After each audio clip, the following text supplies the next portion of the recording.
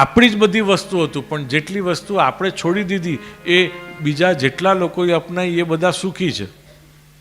ચર્ચમાં જશો તો એક બોક્સ મળશે કન્ફેશનનું, આપણે બધું ભૂલી ગયા. ગુરુદ્વારામાં જશો તો ગુરુદ્વારામાં પહેલા પગ ઢીચણ સુધીના, પછી હાથ કોણી સુધીના ધોવાના, મોઢું ધોવાનું, માથું ઢાંકવાનું, અને પછી અંદર જવાનું.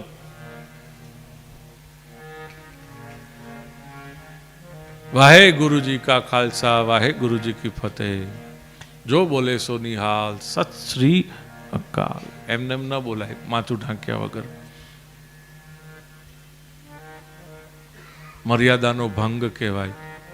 હે પ્રભુ, તું મારો નાથ છું એટલે મારું માથું ઢંકાયેલું છે, હું નોંધારો નથી એટલે આપણે માથું ઢાંકીને મંદિરમાં જઈએ છીએ.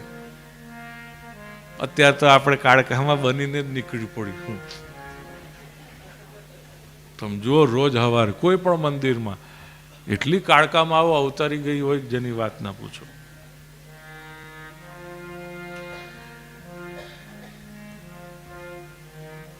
બોલો દ્વારિકા મહાકાલી.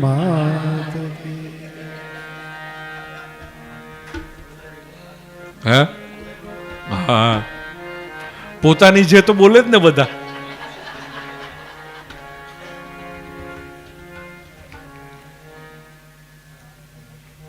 પોતાની જે કોણ ના બોલે, બધાને ગમે. સ્વકીયેન વદોષેણ બ્રહ્મત્વમ નાશિતમ મયા. કન્ફેશન. તોરલ સતી પણ જેસલ બારોટિયા પાસે જ કરાવે છે ને, જાડેજા તારા પાપને પ્રકાશ, ધર્મ તારો સંભાળ. આપણે આપણો જ ધર્મ નહીં સંભાળતા, બાકીના બધાનો સંભાળીએ. હસતી આમ પાછી આઈ જ જાઓ. બાકી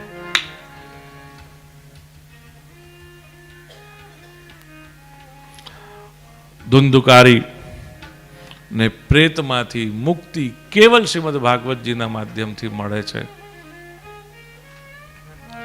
પણ એના માટે એને પ્રકાર જે કરવા પડે બધા કર્યા છે. પોતાનું પાપ પ્રકાશ્યું પોતાના મોઢેથી.